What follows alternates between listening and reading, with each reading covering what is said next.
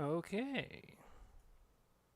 We're live, presumably. Alright, give me a second, y'all.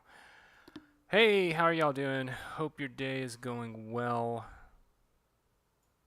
I have been just working. Just changing everything in my life. um, let me. There we go. Went to my first doctor's appointment in 20 years yesterday. And, in the past, people would say, oh, my doctor gave me a clean bill of health. But it's like, basically, what my doctor did was, like, felt the swollen lymph node I had in my throat, which was the main reason why I ended up going to the doctor's appointment in the first place. Hey, John Durrett. Yeah, and, he checked out the swollen lymph node. He's like, I don't know, keep an eye on it. If it stays there, then we'll do some tests. If it disappears, then that's what it's supposed to do, which it's been slowly shrinking, so that's good, right? And then he was like, we're just going to do a bunch of blood panels because it's been 20 years since you had a doctor's appointment. So we're going to draw a lot of blood and do some tests, right? That's the part I'm actually now at this point, that's the part that I'm like paranoid about, like, cuz I don't know, I think what goes on in everybody's mind and goes on in my mind in particular is like, oh god, what if they find some kind of, the numbers come in and it's like, oh, Matt, you have super cancer. You're dying right now as soon as you read this. And then, the letter that I get from the diagnostics lab just explodes in my hand and I explode and there's nothing left, right? That's the kind of stuff that goes through my head, I guess, and why I haven't gone to a doctor's appointment in 20 years. But I made a pretty solid decision this year that I was going to like change some things, in regards to my health. In due part to a lot of things. One thing that helped a lot was like becoming a Reiki practitioner. And then I don't know if I think I mentioned this in a previous stream. Like, I became a Reiki master teacher, which I don't know. Like, I don't know if I'm ever going to teach it. I don't know. I mean, probably at some point if people are interested and want to learn about it. I'm kind of like right now I'm working through this thing in my head and my heart where, like I was saying previously, like Reiki was very useful for me, but I'm weird. So like I don't know if I don't know if it would be useful for everybody, right? Like you kind of have to already be interested to get into it. Um I can't imagine. Maybe I just haven't had that experience yet, but I can't imagine like, you know, walking into my dad's living room and being like, "Dad, I'm going to shoot you up with Reiki. I'm going to get you healthy." Which it doesn't do. It's not like that. But a lot of people kind of have that thought that that's what Reiki is when, you're going like, "Oh, it's energy work." And you describe like what the process is, right? And people think like, "Oh, well, you've become like Benny Hinn. You're a faith healer, and you can basically do chi blasts at people and knock down entire stadium rows and all this other stuff." And it's like, no, no, that's not what it is. What it is, I don't know. By the way, but it's not that. I know it's not that. I can tell you what it isn't, but I can't tell you what it is. So anyway, that whole little side tangent was on the notion that like, so like I went to the dermatologist at the beginning of the year, but I was sort of forced to because I had a sebaceous cyst that needed to be lanced. And that was disgusting. John Dredd says, like faith, I would need to see some earthly effect that can be distinguished from all other before I would believe it. Yeah, exactly. Like that is sensible, right? And I went into it very curious to see like, okay, what will happen? And then I had benefits from it that were difficult for me to explain generally, and like even the explanations themselves really incorporated like, okay, like I can see how this practice would help me because it has. I will say the biggest thing I tell people is before I learned Reiki, I could not go to sleep at night without either like taking CBD or like having music on or like, you know, taking magnesium, doing all this different stuff. Because I was just like such an anxious mess. And it's not like I'm not still sometimes an anxious mess. But after learning Reiki, like I do Reiki every night before I go to bed. And like I generally fall asleep pretty fast. Like I never finish the all the positions I'm supposed to do. I always fall asleep like in the first third, pretty much. Um, and that in itself was like a pretty big change for me. And the effects afterward have become more and more like regaining confidence in a lot of stuff, and also regaining a certain amount of like, okay, what do I need to do next to take care of myself, right? It's all very like psychosomatic type stuff, which is still like cool, right? Like I wouldn't know what else. There are other things I guess I could say that I've also been doing in addition that I could theoretically say, you know, that is also contributing. Um, and it's a very long laundry list of things, but I would say the other thing for sure. Verb says, I like thinking that genuinely thinking that something works makes it work. And it works because I think it does. I think it's somehow related to the placebo effect.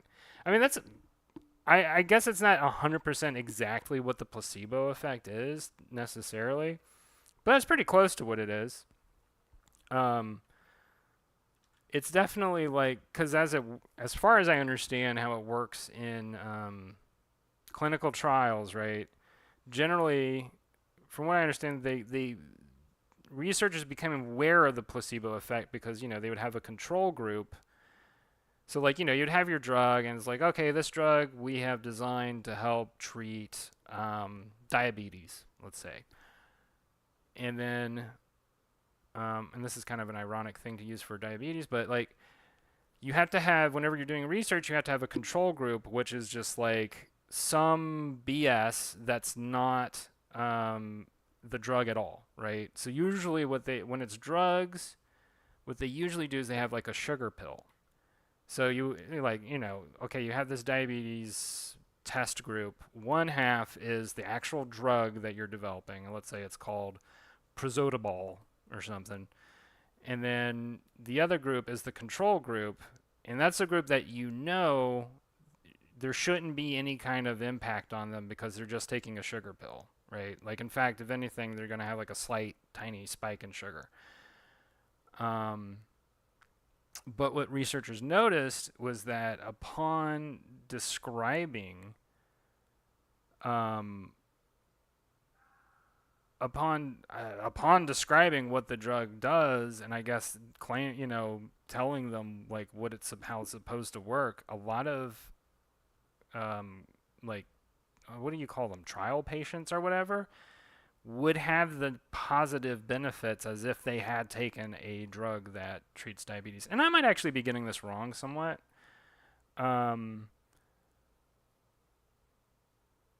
John Dredd says, hey, Verb, that's the thought I was preparing, but it's also possible that placebo, rather than being a negative statement, is proof of mind over body as thought. by different belief systems.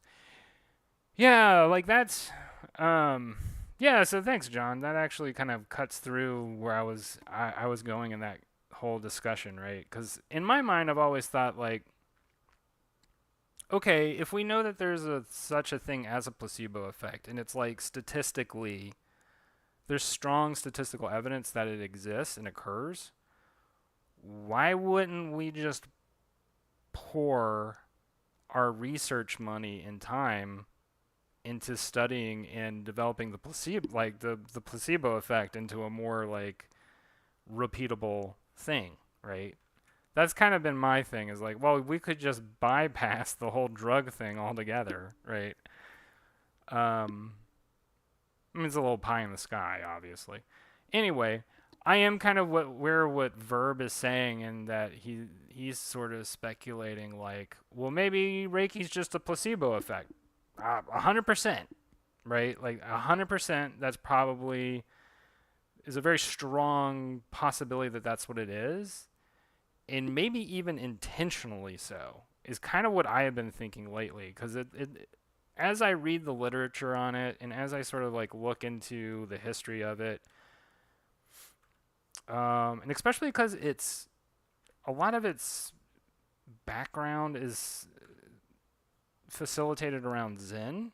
So like I'm gonna try and avoid going too deep into that rabbit hole, but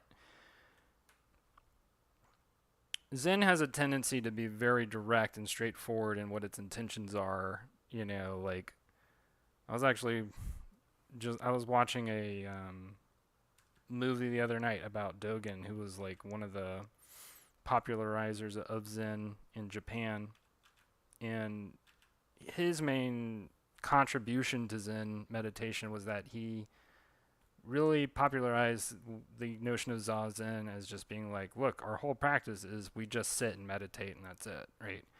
And so Reiki has pretty much the same foundation, at least in the Japanese style. Verb says, yes, literal placebo is used to check if medicine works or if it's just our organism making itself work on its own. Right. So, so like if there are ways that we can make our own organism work better on its own, you know, and we just trick ourselves with basically, I don't know what else to call it, magic. I mean, illusion, whatever, mind over matter, blah blah blah. I don't really. It isn't like how it mechanically works doesn't necessarily. It's not my interest, I guess. I'll put it that way. Like that, there are people for whom, you know, they're doing a lot of research into how Reiki works, if it works at all. God bless them, but they're on, you know, they're on their own universal goose chase, and who knows what they're going to figure out and discover from that, right? So anyway, all that to say, Reiki, as I understand it, is really, in a lot of ways, a very similar actually to Tai Chi and Qigong. Um, these mind body mechanisms that allow a person to help better connect to their body using meditation techniques, using, I mean, basically kind of, you know, heal yourself with this one weird trick, you know, that kind of thing. There are other aspects of it that go beyond that though, that I will say for myself. I've had some experiences within the process of learning Reiki that are very difficult for me to you know, say, "Oh yeah, placebo effect," you know, like there are a couple of things here and there where I would say, "Okay, that is like super weird." Right? And I won't necessarily go into that. I think I discussed it a little bit in the Discord when I was taking like my master training courses, but definitely my experience with it overall has been really positive. John Durrett says it would be an interesting study to collect those that exhibit positive responses described as placebo effect. Then test if they are capable of enacting other effects in their body if they are led to believe they're getting the real thing. You could potentially train them to heal themselves by simply applying the thought through self hypnosis that they are in fact receiving something. And that's kind of how Reiki works a little bit. Like what you just described is a little bit how Reiki works, but like the language that's used is very woo, very like spiritual, very like light of the universe, cosmic kind of divine stuff, right? And so I guess if people who don't like the language, you could theoretically adjust it and make it more like scientifically languaged, right? Which I can imagine that happening in about 5 to 10 years. It's always 5 to 10 years. I don't know why I say 5 to 10 years, but you know, I could see it easily over time being shifted into like mindfulness medicine or something like that. Like you would go to a hospital to take a workshop, and they're like, "We're gonna learn mindfulness medicine today." Um, I did have a thought though. Okay, so here's the thing, and what I'm learning about right now is there's like two branches of Reiki. There's the Eastern branch, which is the original branch, and then there's the Western branch. The Western branch leans in heavy on like the New Age stuff and leans in heavy on the like, um, oh, there's a bunch of stuff suddenly being said. I'm going to read this real quick. John Drat says, you could potentially train them to heal themselves. But, oh, no, maybe I already read that. Verb says, my pop culture trained brain can't help but link this to that funny character in One Piece, a CPO agent who had total control over his body. I wish I had gotten that far in the story to know who you're referring to, but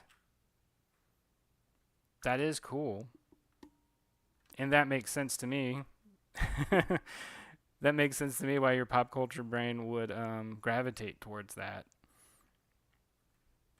But, there are aspects of, and this is with any like Eastern thing, there are always these aspects of like, yeah, you learn how to, it's not even control really. Um, the that would not be the technical language I would use if I were teaching a Reiki class. It's more about actually kind of letting go a little bit and allowing your body to heal itself, and um, that usually involves rest, right? That usually involves like some form of rest or whatever. I'm going to turn the fan on real quick, y'all. I'll be right back. Warm.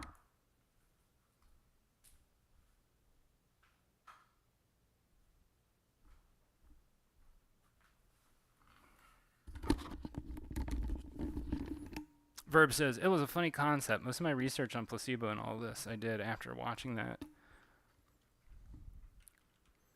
Yeah, so yeah, placebo is a fascinating idea, and it's definitely like I said, like the fact that it is observed at all should clue us in that there's something going on with like the mind-body interface that is, you know, really worth pouring some like research time into. But people want to develop drugs, so I mean, and not like that's a bad thing necessarily. It's good generally. Generally, I don't know. I don't know. I have thoughts. I have thoughts that I feel like go beyond the paradigm of this stream in regards to that stuff. I'll just say like people want to make money, and it's not as lucrative to be like go to your local Reiki healer. Like that's not as lucrative as like buy Lipazole. Mm, I get it. Like part of the reason why part of the reason why medical science is at the place that it is right now is largely due to the fact that we want to heal ourselves without thinking about it. without ever having to even like consider the possibility of doing things or changing anything in our life. Because there are a lot of issues, a lot of health issues, not all of them, obviously, not all of them, but a lot of them that can get adjusted through dietary changes, through activity changes, all that stuff, right? There's a lot of issues in health that occur due to just like the way that we live, like how we live our day-to-day life.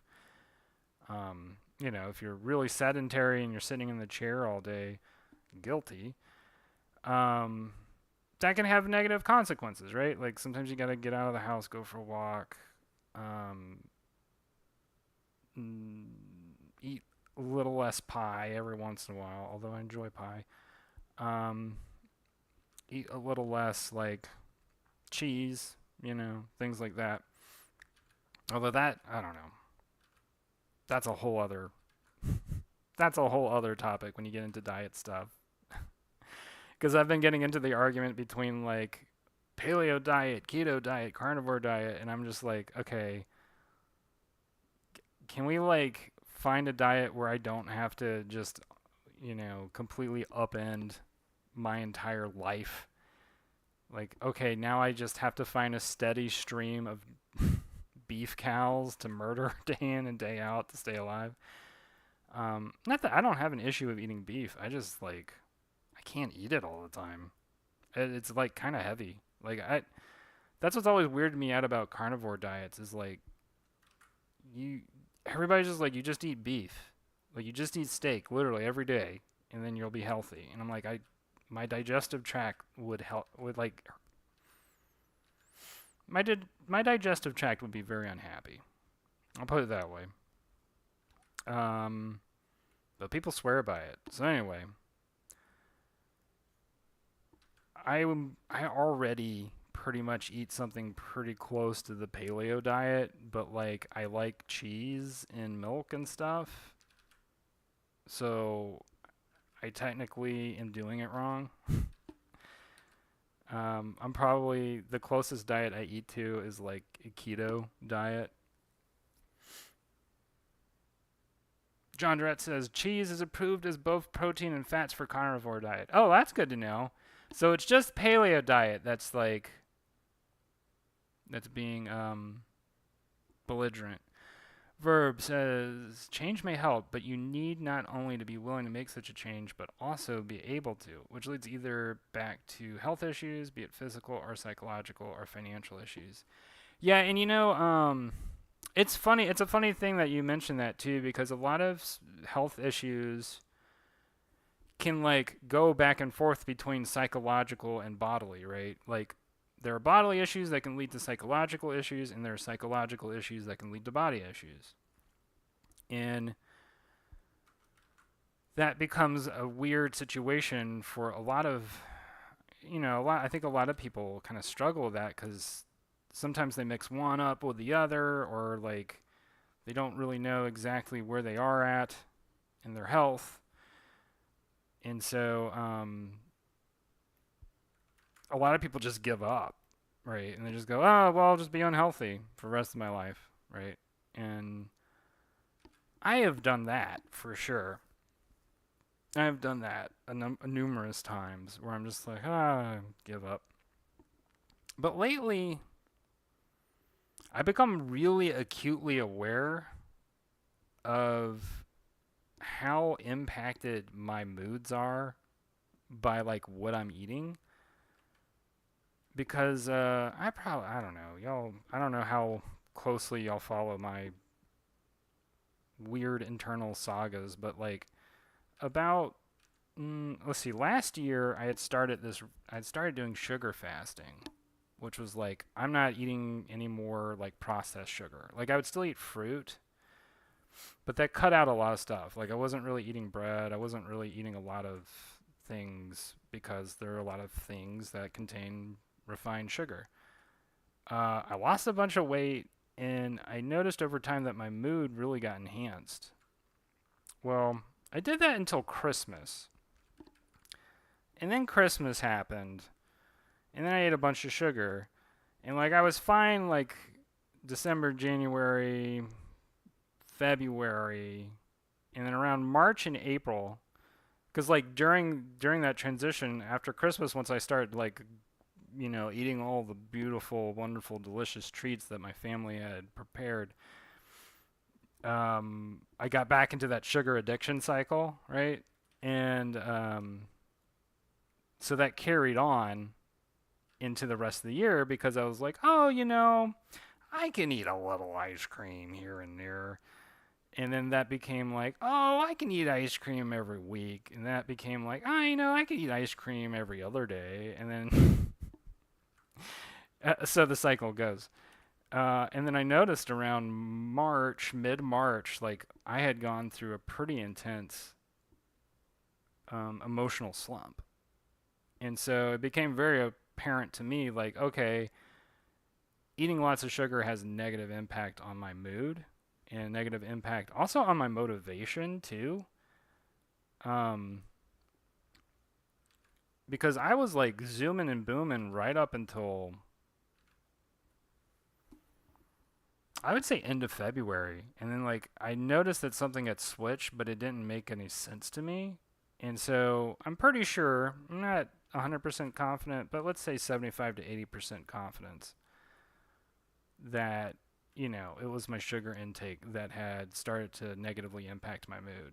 And I don't know if that's the case with everybody. There are people who I see they have their Starbucks frappuccinos and eating candy all the time, and they seem to not be impacted at all.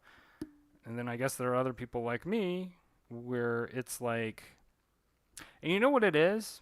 This was something I became acutely aware of after doing a sugar fast, is I suddenly became very aware of how my body felt after I ate sugar.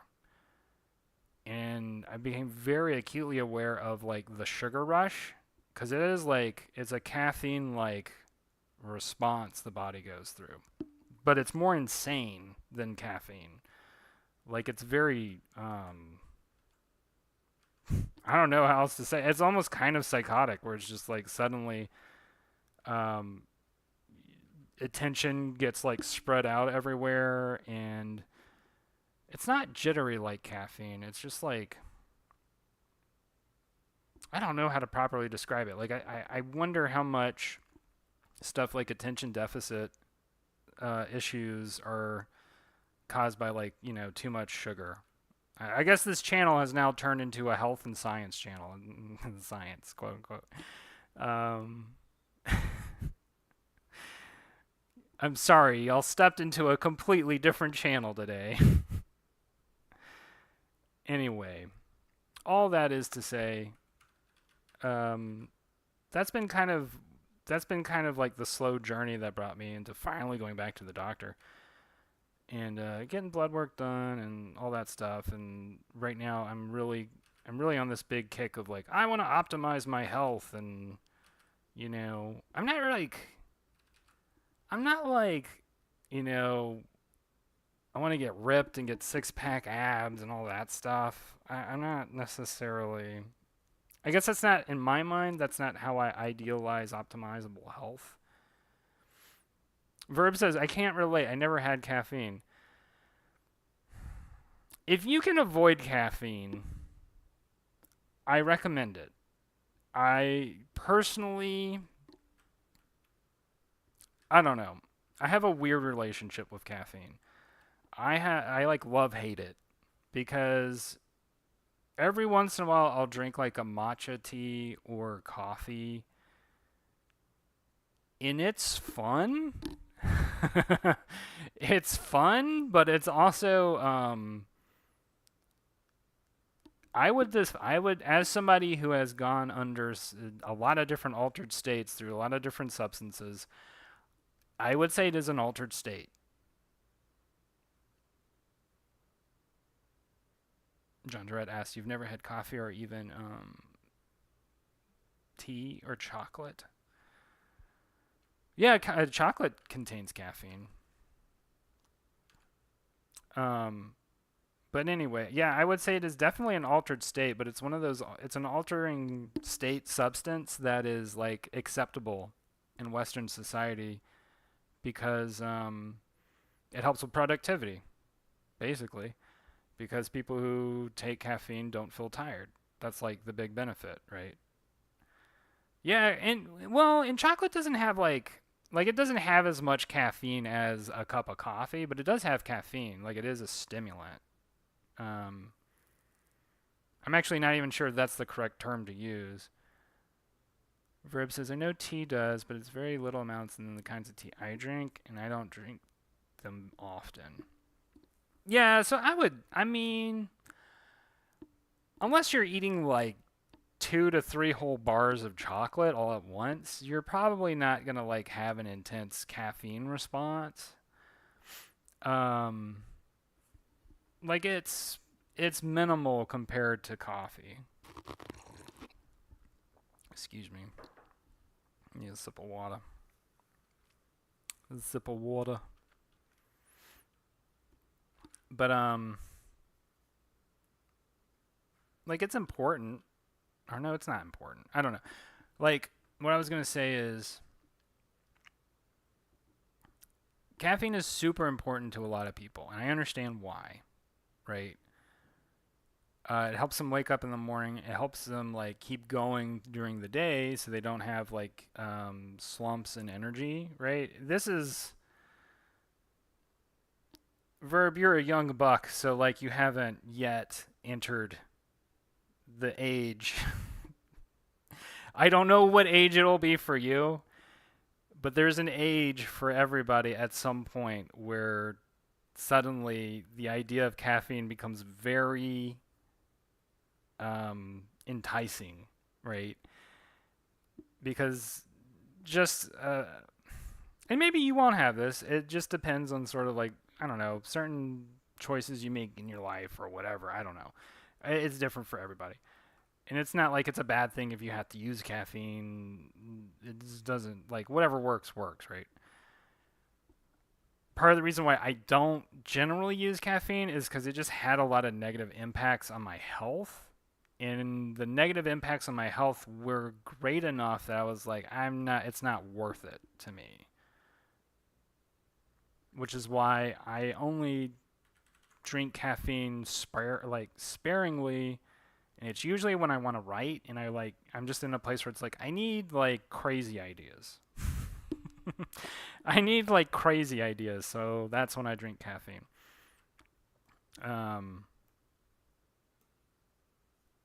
But like I said, like that day that I drink caffeine, it's gonna be really hard for me to go to sleep in the evening. I'm gonna be like wired the entire day, and I might have fun, but like I might also like I can tell by the end of the day, like okay, like my body feels pretty like the come down, I guess you could say, from caffeine is pretty intense, where your body will just feel really fatigued and tired and like, and that's when somebody says, well, then you just need to drink more coffee, right? So like I said, I'm not trying to slam coffee at all. It's definitely one of those things where it helps a lot of people. My dad's a big coffee drinker. Verb says, nah, at the moment I have lots of energy. I'd rather want something that let me use screens more without hurting my eyes. Most of the stuff I need and want to do requires screens. It is annoying. A suggestion, because I had this issue, right? And there are two things you can do. One, don't use glasses while using a screen, but not everybody has that available. Two, get blue light filters. So you can get glasses that have like a blue light filter, and usually it's that blue light that impacts your eyes in such a way that you end up getting like screen headaches. I used to have those really bad for a long, long time. And I realized it was because I was wearing my reading glasses, or I was just reading I was wearing my glasses while working at the computer, and I didn't need to wear my glasses at all. Like I'm actually like I only need to wear them for driving, and for whatever reason, I would have that issue, and then And then I did the blue lens filters, and that helped. And then at a certain point, I just didn't wear my glasses anymore while working because I didn't need to. And I haven't had that issue in a long time. And also take frequent breaks, right? That's the other thing. John says, I stayed with my mom's parents when I was little for a few months. I was given coffee with cream and sugar, so I could drink coffee with Grandpa before he headed out to the farm for the day. And you know what's really interesting about that, John, is like I've learned that that's been a pretty common thing um, with older generations. Like, they had a different feeling about caffeine, right? They didn't feel like it was there was this I think it might be a myth, honestly, but there was this idea that like, kids shouldn't drink caffeine, it'll stunt their growth. And it's like, I don't know if that's actually true, but that's just what people said, right? I have no idea though. Right. I don't know what the research is on that, but I know that I did drink a lot of caffeine in the form of Coca-Cola as a child and Pepsi, and I think Dr. Pepper has caffeine as well. I drank a lot of soda as a child, and so like I definitely got access to caffeine, but it never stunted my growth. Like as far as I know, I'm 6'2", which is decently tall, right? Did caffeine keep me from becoming 6'5", 7 foot? Right? Like, was caffeine what prevented me from accessing my basketball career? I don't know. Um, okay, so Verb says he does have those glasses that do the blue light filter. And it says, oh, it's not headaches, it's specifically eye aches. It feels like they're dry. Oh, okay. Feels like they're dry or something. Maybe I need eye drops. I don't know. Yeah, you probably need eye drops. Because I used to have that a lot, and the only reason I don't have that as much is I think because I just don't sit in front of a screen for more than the most I'll go is about 2.5 hours at a time. It's been a while since I've had that. And it also might be another theory, because like if you're gaming, I know when I'm gaming, I don't blink as much. And so if I game it's like over an hour and a half point, that's when I will start to feel my eyes dry out. And I know what feeling you're talking about because I had that all the time as a kid. And I knew that I really liked a game because I would have that feeling in my eyes. And I'd be like, oh my God, I just played this thing for like 3 hours. Um, but yeah, it's usually because you're probably just not blinking enough. And it's just because like your eyes are engaged, right, with what's going on the screen.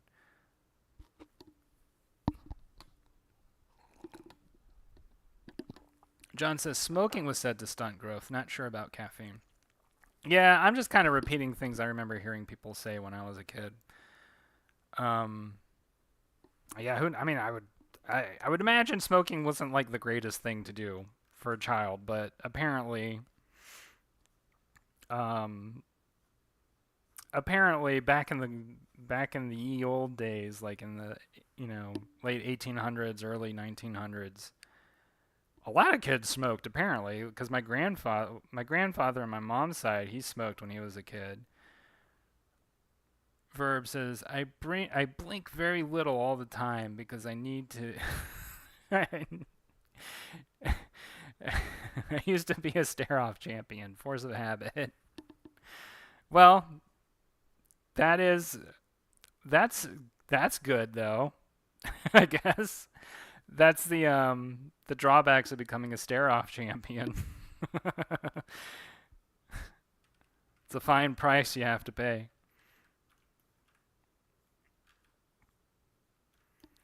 I felt like I had already started drawing this, and then I had to like, I think I redid something. Wasn't paying attention to what I was doing.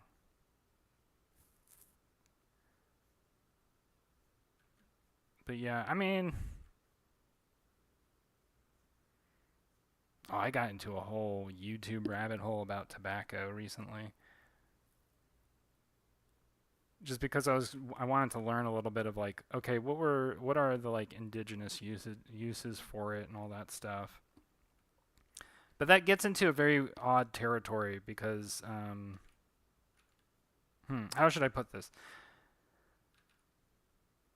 There is such a thing as a tobacco company, right? And they want to make profits. And so I kind of wonder sometimes, there's this whole trend I've noticed in a lot of videos where you're getting tobacco researchers who are starting to use this argumentative, I would call it an argumentative tactic about going like, well, indigenous populations use it and et cetera, et cetera. And I'm like, okay, well, that's fine for them, but like, their uses for it are not like chain smoking 6 packs a day while you go to you know, your welding,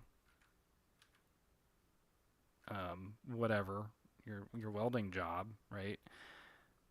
They have like ritual uses for it, right? And they also have uses outside of just ritual, like literally um, stuff like as natural insecticide and things like that. Verb says smoking used to be very common in communist Poland and up to late 90s too. Everyone did it, including teenagers and sometimes children. Nowadays, smoking and vaping is technically 18 plus, but school toilets are, yeah, that has been the same situation in the United States. I definitely remember how many kids smoked in high school and middle school because particularly high school. I would rarely use the bathrooms in high school because they just like stunk, like they were just like a bar, and it was hard to breathe in them because that's where that's where the kids would sneak off to smoke, and it would fill up the hallways too. It was crazy, but I guess they were able to get away with it somehow. I don't know. Tale as old as time, I guess. But anyway, yeah, it's a really interesting and weird subject to me because it's like, yeah, I see that literally the tobacco plant itself has uses that could be considered medicinal or whatever, but that's a very different thing from cigarettes, right? Like cigarettes, I think literally even people who regularly smoke cigarettes would be, they usually do not argue in favor of it as like, oh yeah, this is a great habit, right? Maybe they do, maybe they don't. I don't know. Um, but I have always heard so many things from people who stopped smoking and were like, yeah, my health really turned around. I could breathe easier, et cetera, et cetera. I've just never. Well, it's funny. As much as smoking is a topic in the Legend of Redneck too, I myself have never been a big smoker, but have had a lot of family members who were smokers. Like my grandfather on my dad's side was a big smoker. My grandfather on my mom's side was a smoker, but he quit well before I was born. And as far as I'm aware, in the United States, up until about 19, well, actually, I should say, I have memories as a child right around 1989 ish of public smoking. Like that was still in existence around those early years of my youth. And I was going to say, like, before that, like in the 1950s and previous, everybody smoked, like everybody. And in fact, like, I've heard stories, I don't know how true this is, but I've heard stories about how, you know, back then doctors were even prescribing it to people, like, well, maybe you need to take, maybe you just need to smoke cigarettes, get some nicotine in you, that'll help with your energy level, et cetera, et cetera. And like, arguably, this is for fun argument. This is not a serious argument that I'm about to make, but arguably, one could say that prior to the industrialization of the tobacco process, tobacco probably was healthier, right? like just statistically healthier because it was, you know, organically grown and et cetera, and more people were just like either rolling their own pipe tobacco, or I say rolling, I don't know what they do, drying their own pipe tobacco or whatever, or rolling their own cigarettes and all that stuff, right? So like the health detriment was not as intense as what we have today, where like cigarettes are pretty much filled with all kinds of filler and other stuff that is apparently just like really detrimental to people's health. Not that smoke itself isn't also long term detrimental to a person's health. Like, you're not supposed to just breathe it in every day, constantly, right? I mean, I say this like, I have at one point in my time, at one point in my life, been a part-time smoker, but it was not tobacco; it was a different substance. And even then, like, even with it being very minimal number of ingredients that I was inhaling, it wasn't great for my breathing because it just isn't. It just isn't great to inhale smoke, right? Like that's just like not a thing you need to do every day, right? So anyway, tobacco. I'm trying to figure out how to segue off of that topic. And I was just like, oh, I'm here on the ledge, and I guess this is just the ledge today.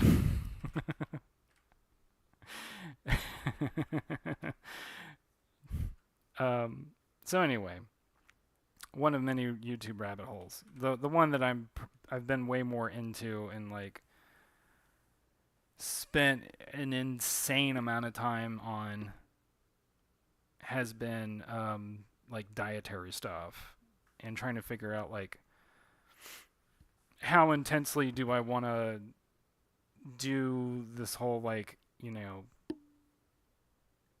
eat only meat or whatever thing. Like I just don't, I look at the carnivore diet, I'm just like that's not 100% for me. Like I'll eat meat, I like meat. Like I love a good steak. I love chicken. I love pork. I love it all. I just like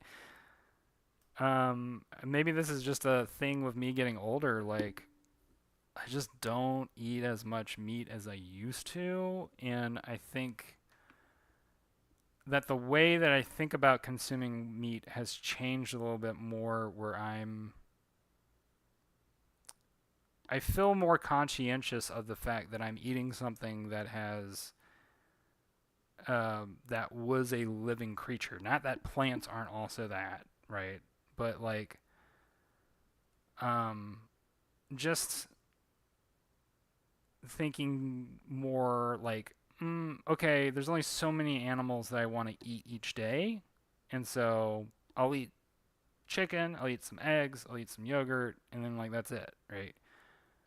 Whereas when I was younger, it was like every meal was like, okay, it's turkey for lunch and beef for dinner and, you know, eggs and sausage for breakfast. And like, you know, there are people who probably need that kind of intense high protein intake. I don't right now. Maybe there will be I don't know. I guess if I become like a bodybuilder suddenly, like I guess that's a maybe one day I have a sudden vision incurred by Reiki practice where I'm just like, oh, I finally know what my calling is. It's time to become Mr. Universe. And so, um, you know, maybe that would impact how much more protein I would eat each day. But even then, like with bodybuilders, like, I mean, they eat more like eggs because eggs are a really good source of protein. Like they're incredibly, in terms of what they are, just dense with protein and nutrients and stuff your body needs, right? I don't know. I guess I like eggs. I'm a big proponent for eating eggs. Um, because they're easy. And they're easy on my stomach too. That's the other big thing. Whereas like I was saying earlier, like beef is not easy on my stomach. So it's like one of those things where it's like I'll eat that once a week. Chicken is easy on my stomach. I have I who knows how many chickens I've eaten over the course of my life. Just entire communities just wiped out by my by my all-consuming gullet. Um, but I eat a lot of. I've eaten a lot of chicken in my day, and will eat a lot more chicken in my day. I kind of feel bad admitting this, but this is just a reality. I really like eating chicken. It's good. Um, Not so much into pork. I don't. I mean, I'll eat it, but it's just like I don't know. Like I love ham. Ham is really good, but super unhealthy, super salty. You know, like it's something that I'm gonna eat every once in a while. So like, Thanksgiving and Christmas come along, I'm gonna eat ham. Or Easter. There's a lot of people like their Easter ham. But the rest of the year, I don't know. Like other than the holidays, I'm never like, I am like craving some ham. John Drat says, "Don't tell Taco Kun," right? Hopefully, she never finds this out. My dark secret that I eat so much chicken. Uh,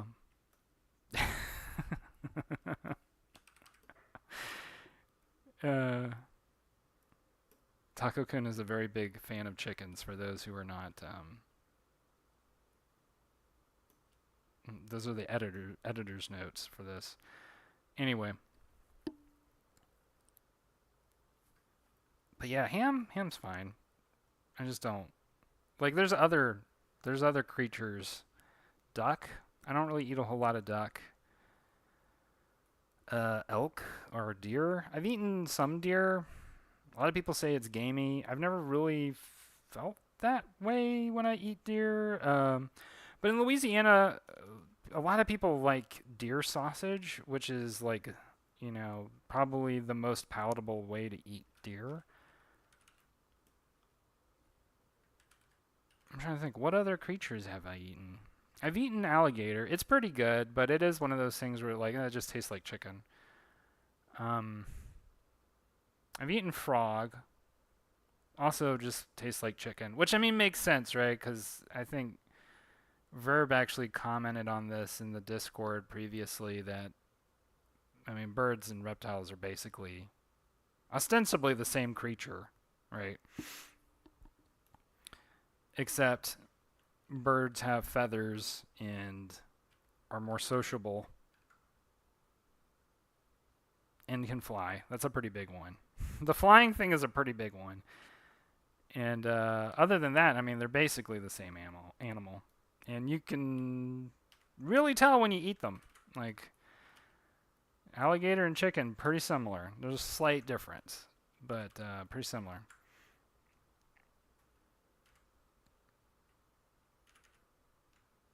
Catalog. Okay, what else have I eaten that was a living, moving being?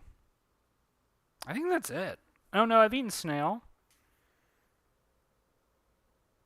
John Durrett says duck is challenging for me. It has more fat in the meat. That's how I interpret it. And duck is another one of those meats where people say it's really gamey, and I've never noticed that with duck. I've always every time I've eaten duck, I've been like, oh, this is like eating really dark chicken meat. Verb says dinos had feathers too. Pterosaurs could fly.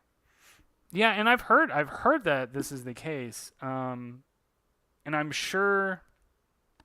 I mean, I don't know how we would ever be able to like fully 100% clarify any of that. My assumption is, and I'm making big assumptions, is that at some point dinosaurs started evolving from scales to feathers, and that generally a lot of those dinosaurs that started evolving towards feathers had an adaptation advantage over the other scalier dinosaurs, but it's not like, I mean, it's not like the scaly reptiles went away, they just became smaller.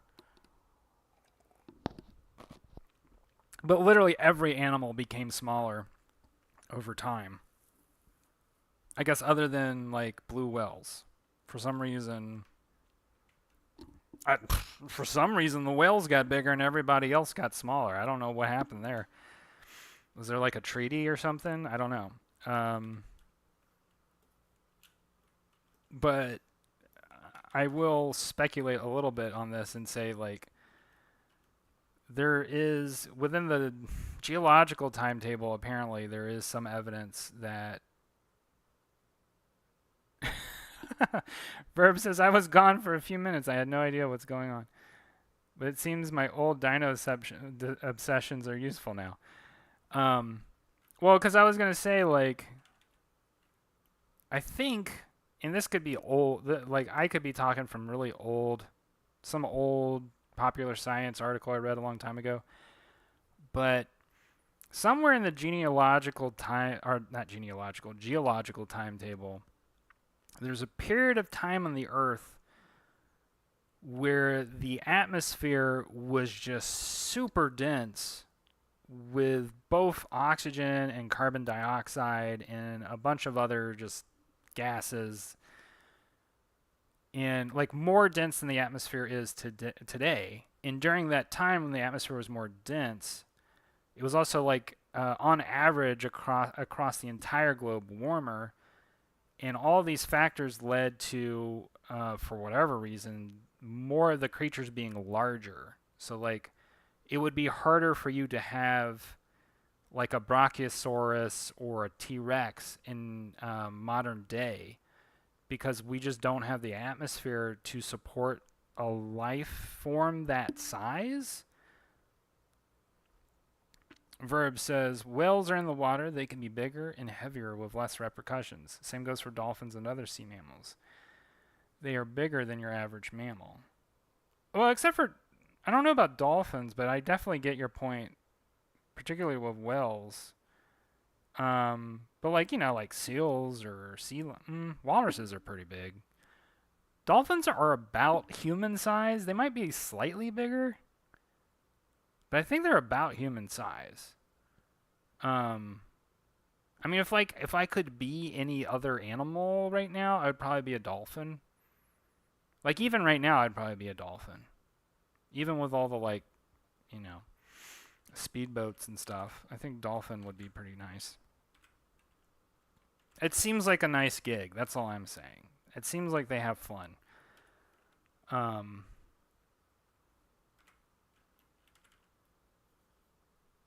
But what I was saying earlier is, as far as I'm aware, a lot of the size of the creatures now is sort of like has some correlation with the atmosphere density, and also that it's just generally cooler than it was in that, you know, millions of years ago time when the Earth was on average warmer and more humid, and also just more nutrient dense. I guess. I don't know about that last part. I don't know if the nutrient density of the Earth has actually changed or not. That might be like completely bogus thinking. I don't know how you would lose it without, I don't know, like stuff would have to be like, I don't know, like, okay, here, speculate, right? Maybe the comet or the asteroid or whatever that hit the Earth that wiped out the dinosaurs, presumably, maybe that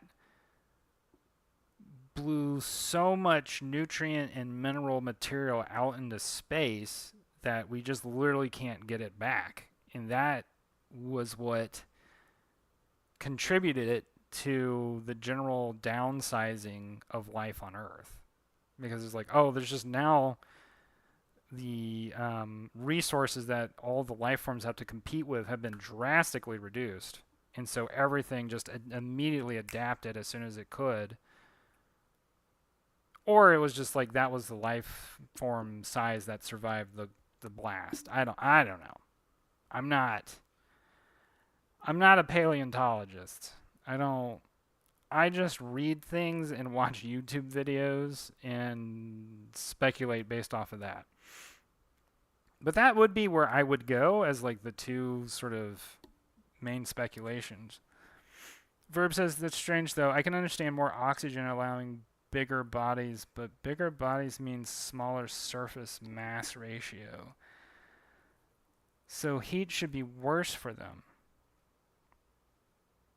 I'm thinking about what you're saying. But bigger bodies means smaller surface to mass ratio. Yeah, maybe I'm totally wrong, with what I'm saying. The only thing that I would say is if the majority of those bigger creatures were reptiles, right, which are cold-blooded, so like it may not matter for reptiles because like literally the only way that they circulate, like the main mechanism that helps them circulate blood in their body is heat, right? And I think that that's kind of where that theory would go is like you had all these big reptiles dominating the planet at that time because that was what all those factors went into contributing to them being the most efficiently running creatures at the time. But this is all, completely speculative and not necessarily not sterling science, that's for sure.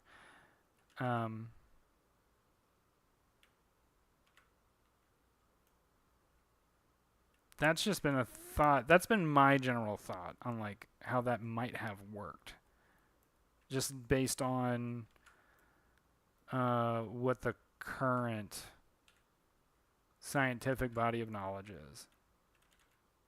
Well, when I say current, I don't know if it's actually current. This might have been current back in like 2016 or current back in like 2015.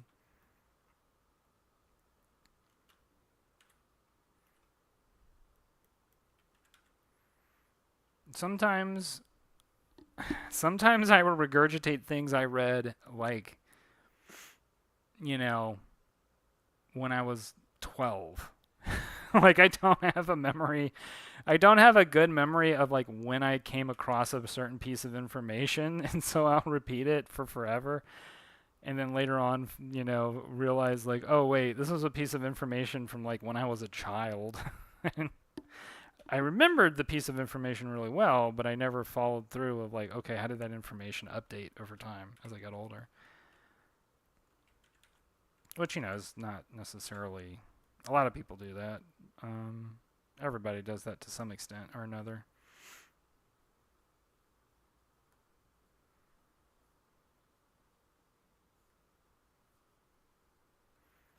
But that is my current.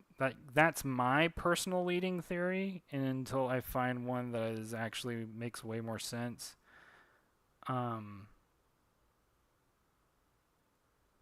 because I spend very little time learning about dinosaurs.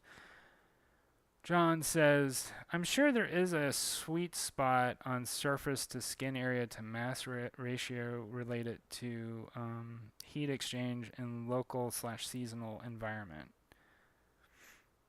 Verb says, I too remember things I've read when I was 12. Dino facts are one. You have a bit of an advantage, though, in memorizing things when you were 12, or remembering things from when you were 12 just due to distance and time. So you might have a better advantage in terms of actually like remembering the, what do you call that, like having the receipts basically, right? I lost my receipts years ago.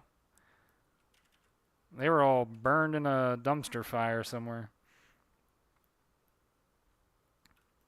Now I just have random bits of knowledge and facts and trivia. All right. Start coloring.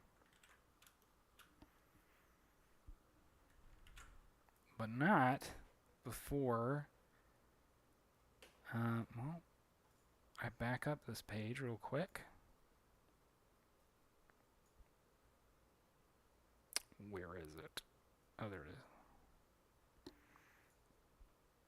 I always make sure to back up. Whenever I finish a phase of my production, so like I just got everything drawn, I make sure to like back up on my Google Drive. All right. Verb says crab. They might not consider from something anymore. Sorry. There's sometimes I can't read the full thing because for some reason on my panel they have this little heart icon that like covers up a part of, like, I guess because they're like, hey, you can put an emoji, so look here, I'll just do that. Great. Right. Oh, facts. Okay, crab. They may not be considered facts anymore. Dino knowledge changes a lot. Oh, I think maybe you meant crap? I don't know. I'm not sure. I'm kind of like, why did verb say crab? This is mysterious. So I'm assuming what he meant was crap. They might not be dino fact. They might not be considered facts anymore. Yeah, dino knowledge changes a hell of a lot. And I honestly like have not been keeping up with it that well the last decade. So I'm sure I'm out of the loop on a lot of stuff. Oh, okay. Verb says it's a reference thing. I see.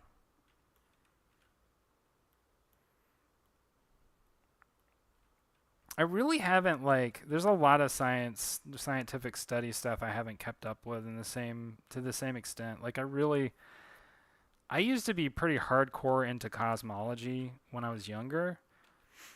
And then there was a point where like everybody was just kind of saying the same thing over and over again, and they were just like, well, we're just going to have to wait until the James Webb telescope finds more data. And I was like, well, I guess I'm going to have to wait till then.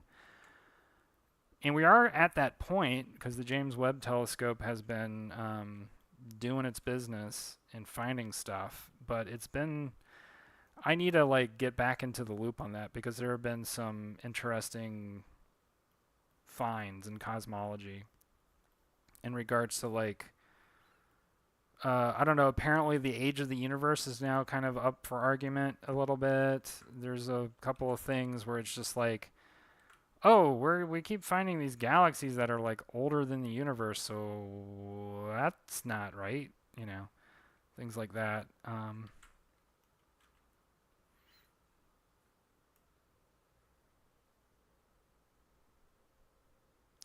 Verb says that board man guy me and Taco sometimes talk about made a comic about pirates where all swears are replaced by crab / crabbing. I like it. Less actual swears is good. I like crabbing is fun. Oh, that's funny. Yeah, I've been trying to figure out how to. I mean, I've basically in Legend of Redneck, I've been navigating that with like very old school the old school wingding strategy, which I don't know why I like it, but I do. I guess because I read a lot of comics that did that when I was younger, and I've always been like, well, okay, that's my compromise of like, you basically know what swear word the person is using, but it's not literally right there in front of you. Um, and Hizzard would be a very difficult character to write without swearing, basically. Hizzard is the main Hizzard is the main reason swearing exists in the Legend of Redneck. uh, he is the preeminent cuss word user. But that's been I don't know, that's been kind of my whole thing with Legend of Redneck, where it's like there are a couple of things that I didn't want to do in Trailer Park Warlock and didn't have any interest in doing in that story that I do have interest in doing in Legend of Redneck, because it fits the vibe a little better. Like the next story that I do, if there is a next story, is going to be more. What the heck is this? I did something wrong. Is going to be more. Actually, I'll say the next story after Legend of Redneck is going to be even softer in language than Trailer Park Warlock. Just because of the thematics of it.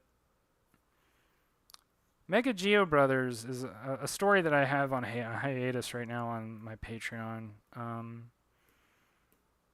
There's like 100 pages of it finished, but I'm gonna have to. I don't know. There's no swearing in it, but there is the use of the word hell. And I do have the intention of making that story more of an all ages story, and so I'm probably gonna have to go back and like revise that. Like Mega Geo Brothers, I am gonna finish after Legend of Redneck, but I'm gonna have to do a fair amount of rewriting. Like there's a couple of things that's going on in that story right now where I just feel like it's not working how I want it to work. And I've probably talked about this in the past, but like I just need to make some adjustments on it and get it more into more in line with where I wanted that story to go. Because when I started writing it synonymous or at the same time as The Legend of Redneck. And I did that for about 10 months where I was doing both The Legend of Redneck and Mega Geo Brothers simultaneously, and I got burnt out on it. And I started recognizing that it was negatively impacting the storyline in Mega Geo Brothers. And so I was just like, you know what? Like right now, The Legend of Redneck is the main story that I should focus on. It's the one that's getting the most attention right now, and it's also the one that I know where the kernel of the story is. I know where the heart of the story is, so I should just stay focused on that and not get myself like distracted where I end up chasing two hares and catching neither. And so that's why that story is on hiatus. But like once Legend of Redneck wraps up, I'm gonna focus on that one. And right now, I kind of intend. I've had this intention of making Mega Geo Brothers a story that I would actually pitch to an agent. I don't know if that's a good idea or not, but I do have that intention. As like a kid's graphic novel. And so that's why I would be doing a lot of rewrites, because there are some things based on its current draft that I would have to change to make it more palatable and also more accessible for a younger audience. And the good thing is like what I've written so far, I have a pretty good notion of what the world looks like and what the characters look like. I'm just trying to figure out, like, do I just need to rewrite this thing from the very beginning, or do I just need to make little adjustments here and there? I don't know yet. I've had some people read it and give me good feedback on it. I've had a friend who I really respect as a comic artist. He went through it and he really liked it. Like, I think he might have actually liked it more than Legend of Redneck. But I think also that is in due part to the fact that he's also working on a children's graphic novel right now, and so I think there were aspects in Mega Geo Brothers that really popped out for him, you know. So anyway, that is a story that I will finish at some point, and it won't be it's not a hard story to draw or make. It's actually like I designed it in such a way that I could do, like, ideally I could do like 10 pages a week, which is a lot. And, you know, if that's the only story that I'm working on, I can for sure do that. But there's a story after Mega Geo Brothers that I want to do that is. I keep. I don't know. Maybe I should stop talking about it, but I don't want to jinx it. Um, that is, in my mind, I want to be sort of a spiritual successor to Trailer Park Warlock, or at the very least, sort of following through with themes from Trailer Park Warlock and having kind of more of a deliberate, heavy thematic focus. Not that I mean, it's not like Legend of Redneck doesn't have a thematic focus, doesn't have like a heavier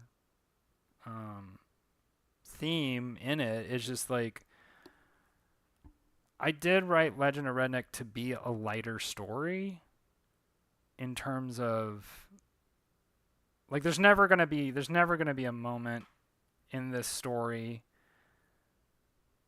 that is like well, I don't know, maybe I shouldn't say never.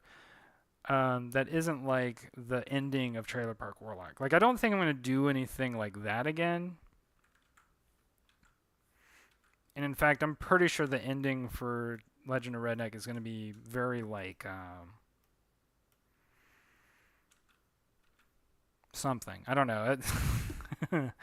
I do want it to be fun and cinematic and like kind of big and grandiose, but not like psychedelic. You know, like I'm trying to, at least for this story, I'm trying to kind of veer away from that for a bit.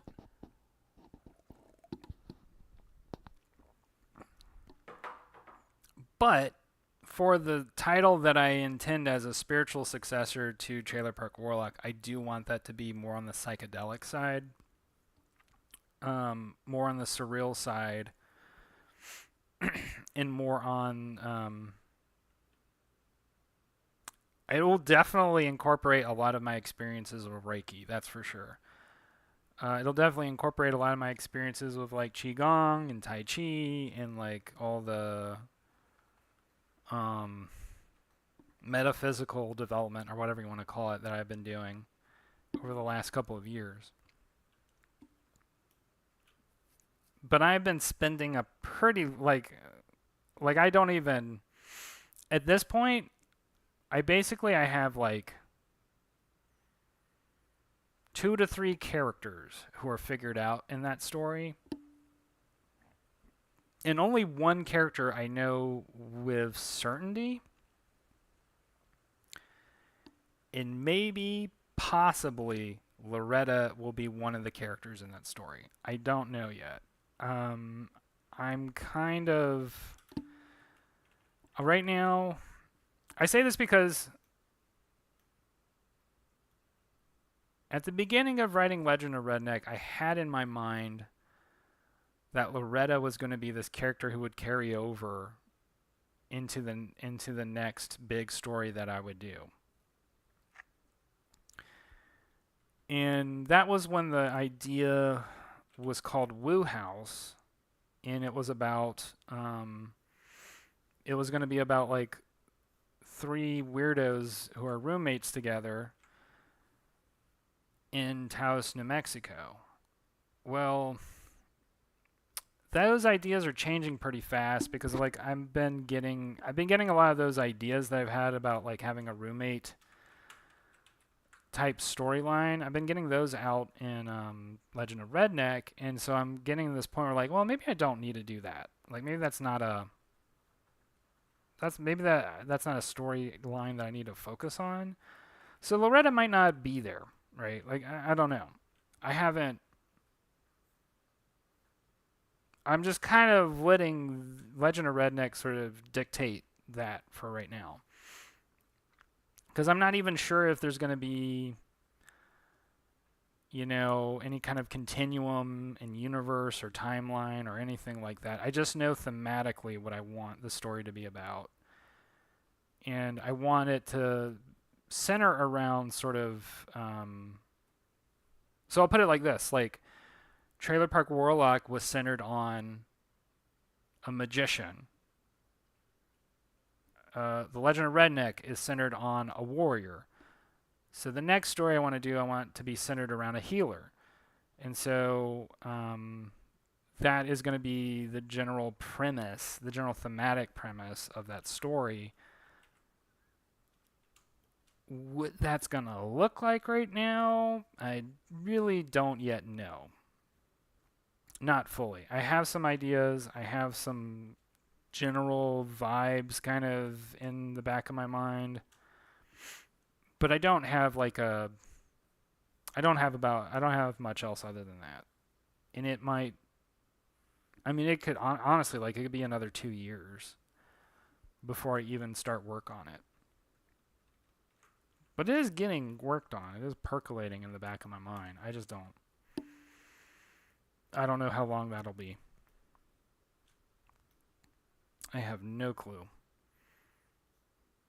Because like I said, Mega Geo Brothers might take up it's going to at least take up a half a year, I would think, after I finish Legend of Redneck. And then who knows what happens after that. Verb says, Link may be a warrior, but clearly has some bard education too. Yeah, that's true. That's very true. I'm trying to split it up a little bit and add some other qualities, right? And I've done a very quote unquote bard centric story in the past. That was Garage Raja, because that was a story following a garage band, and it was like a garage band with magical powers basically. And I really enjoyed that project, but both me and Austin, who were working on it together, when we started out on it, we were too ambitious, and unfortunately, we never finished it, and very unlikely to ever finish it. I have talked to him in the past, and I may in the future one day again, should, resources become available, should certain things change. I may want to do like a single shot story, and by that I mean like maybe 150 to 300 pages, because I really like the characters in that story, and like with any story I write, I just once I get into the characters, like that's it, we're ready to go. But that was one that we just weren't able to finish. So that's why, for various reasons, my predilection is for the next story to be about a healer. And I don't know, like right now I'm kind of like, that might be the last story I write too. Like I might be done after that one, because that may incorporate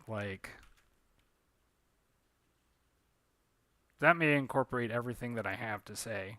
And then after that, I don't know. Who knows? Who knows? Who knows what boat I start sailing down after that?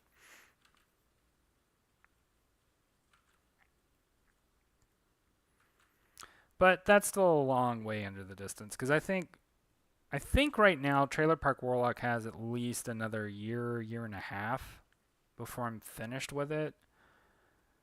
I was intending on finishing it in 150 episodes. I think it's going to be more towards 200 right now at the current pace, unless I don't know. It's hard for me to imagine it getting into 150 episodes. I think it is going to be about 200-ish, because there's still a couple of things I want to do in this act that I haven't done yet. Primarily, there's some character development I want to do for Judy that I haven't figured out yet. And there's a little bit of character development I want to do for Loretta. And there's a little more setup I want to do with Ganderdolf in the castle that I haven't done yet. But where I am in terms of writing right now, everything with Link and Hizzard is starting to really line up. And I really like where that's going. Like, I really like their storyline. I like their dynamic. It's really fun to write too.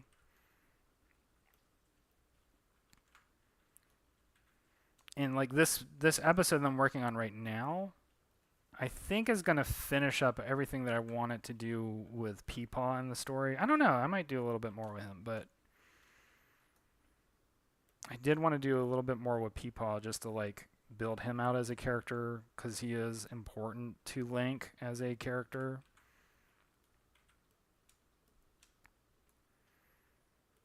And you never know what else might change, but right now, that's kind of where my focus is currently on the story. Verb says, it's years from now, you might have something more to say by then, which is true. This is very true. And that is often the case.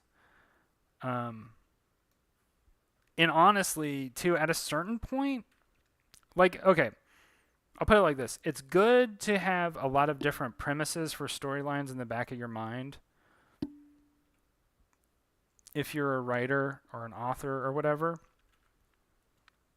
But there is a point where you kind of have a diminishing return on that, where if you have too many at once, you start to get into a mindset where, like, oh, well, I could do any of these, and the number of possibilities start to become overwhelming.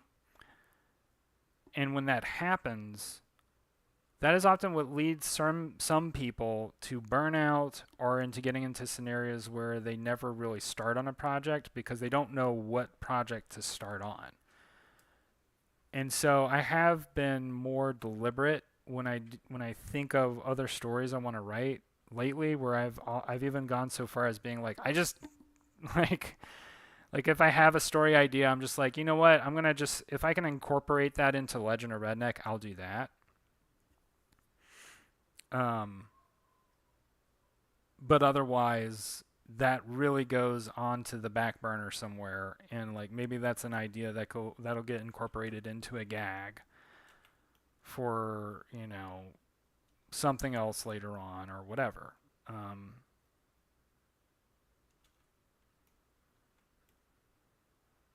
But like I've been really, I think I have to say, like, I've been really satisfied with how Legend of Redneck has been going as a story. It's been a really satisfying experience to write. It's been challenging and fun, but also restful at the same time, which was what I was like trying to get out of this when I started writing it. And when I say restful, it's what I mean is like it's not as intense of a writing experience. Sorry, it's like raining really hard outside today. We've had some like crazy weather lately. Oh, anyway, it's not as bad as it was the other day. Anyway, what was I saying? Something about the Legend of Redneck. Oh,